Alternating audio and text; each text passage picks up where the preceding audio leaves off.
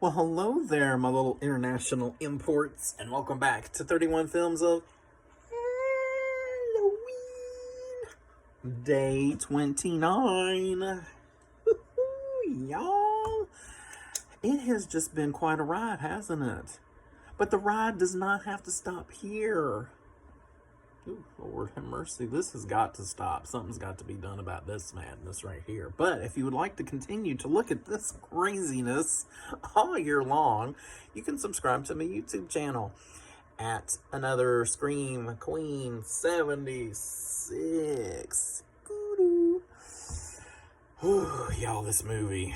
And I apologize because I have lumped up a whole bunch of heavy films right at the end, but I think you guys can handle it. I don't know, some people will probably not be able to handle this one.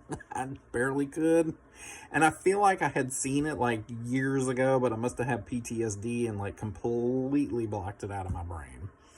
The movie is from 2010 and it is called I Saw the Devil, and it's a South Korean film, and it's directed by, I had to write this down, y'all.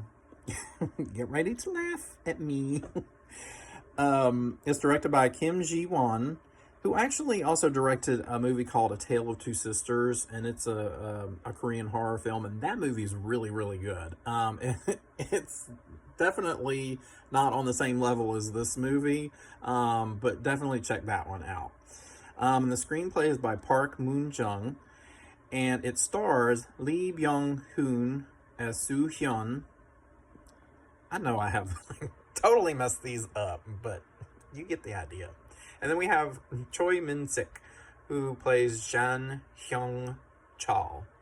And Choi Min-sik, if he looks familiar, if you do decide to be the brave little toaster and watch this movie, please don't send me bad emails. He also starred in Old Boy, which is another movie that I feel like I had seen it, but again, I may have blocked it out because I know that's another rough one. But the story unfolds with this stranded female motorist, and she's waiting for a tow truck to come help her because she's broken down on the side of the road. And she's on the phone with her fiance and just chit-chatting with him to kill time. Before the tow truck gets there. Well, this taxi driver guy shows up in this yellow van cab. I'm gonna tell you right now, if somebody shows up in a van, you run. I don't care if it's 2 feet of snow. You get out there and you crawl through the drifts to escape, because any stranger showing up in a van is gonna be bad news. Whew. Ted Bundy. Anyway, so this taxi driver shows up and he says to her, "Hey, your car's really stuck in the snow. It might be a while before the tow truck gets here. Do you want me to help you out?" And she's kind of like, "Freak, no, I will wait here in the safety of my warm car. Thank you, bye-bye." And so she continues to talk to her fiance, and she does let him know that there was somebody there who was trying to, kind of coax her out of the car and go with him. And of course, he's just telling her, just stay put, stay where you are. And so she does. Well, the call ends, and unfortunately, said taxi driver is not a taxi driver at all. I know, we're shocked. And we know who the killer's identity. This is not a whodunit. We know who the killer is right from the very start. And so, yeah, he busts up into the car, and unfortunately, they find her head in the river the next day. And it only gets worse from there, y'all. Trust me. You don't want to know what happens to the rest of her. But it just so happens that her fiance she was speaking to is actually this special secret agent in law enforcement. And of course they were, going to be married. And what he doesn't know, but does find out later on in the film, which fuels his rage and revenge even more, is that she was pregnant at the time. And so he's very just overwhelmed with grief as anybody would. And he shows it. He's not... His acting in this movie, this Lee Byung-hun, hopefully I'm saying that right, he's a really good actor. I mean, the emotions were so authentic and real. And so he goes on this mission to figure out who, this supposed taxi driver was that did this.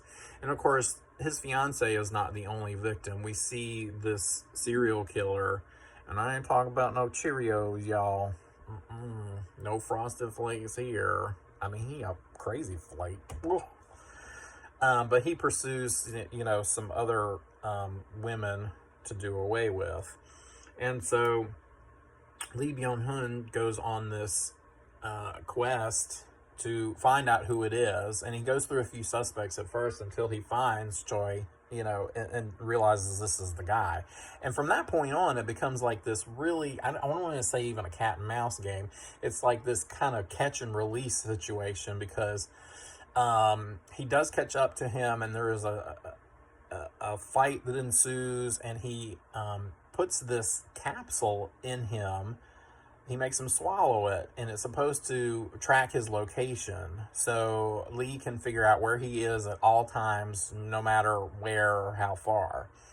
And so, as I said, it becomes this kind of catch and release. He just beats the utter snot out of him, like, brutally, and then lets him go. And before, Choi can cause any more damage, he finds him again, same thing. It's just this, like, long, drawn-out revenge type of film. And as I said, it's very emotional. I mean, Lee's character is just focused on punishing this person who really just ruined his life and his fiance's family's life as well, because we get the perspective for them and how this grief has hit them as well. And I'm going to tell y'all right now, this movie is brutal. It is like a blender of brutality and relentless violence. And I know that sounds dramatic, but it is true. So if this is not your cup of tea, don't watch this movie. Normally it's not my cup of tea at all. I like mine to be decaf. This bitch was caffeinated through and through. I mean, you barely have time to breathe in between these just unforgiving scenes. Like, it's just merciless how it carries on. And it runs for 2 hours and 24 minutes. Does not feel like it at all. I was not looking at the clock. Wasn't looking at the clock on my phone. Like, it's just ramped up. Like, it putters at like 20 miles an hour for like a couple minutes, and then bam, it's like light speed for the rest of the film. And it kind of has this sort of David Fincher-esque quality about it, the way it's filmed, because it's very dark, it's very bleak, and it has this sort of neo-noir vibe to it. And David Fincher's the director who gave us like Zodiac and Gone Girl, so if you've seen those movies, you kind of have a general idea of what I'm referring to. I was very invested in this story. Whew, I mean, I had to be. I was holding on for dear life. I was like, sweet baby Jesus, get me through this intact, y'all. But you're really wanting, vengeance for what this horrible man has done. I mean, I can see why they call it I Saw the Devil, because he has absolutely no conscience. He is a psychopath through and through, and you really want retribution for all the horrible crimes that he has committed.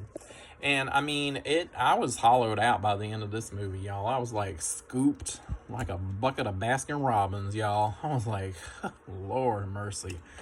But with all that being said, it's a great, it sounds weird to say that, but it is a great film. I mean, it's filmed so well. There's many memorable scenes in the movie, especially the climax at the end where they're confronting each other, and just how the whole scene is framed. As I said, please don't message me and say, how could you do this to us? Because I'm telling you right now, it is rough. I must say it's my WTF movie of October that I'm posting. So but like I said, it's still a great film. I'm gonna give it 4.5 pumpkins, yes, because I am a crazy man. Crazy. But I quite enjoyed it. Check it out, but you have been warned. And until next time, if there is a next time, you might not want to watch any other thing that I recommend ever again. But until next time, if you're going to serve a cold dish, kind of like revenge, just Send me some ice cream.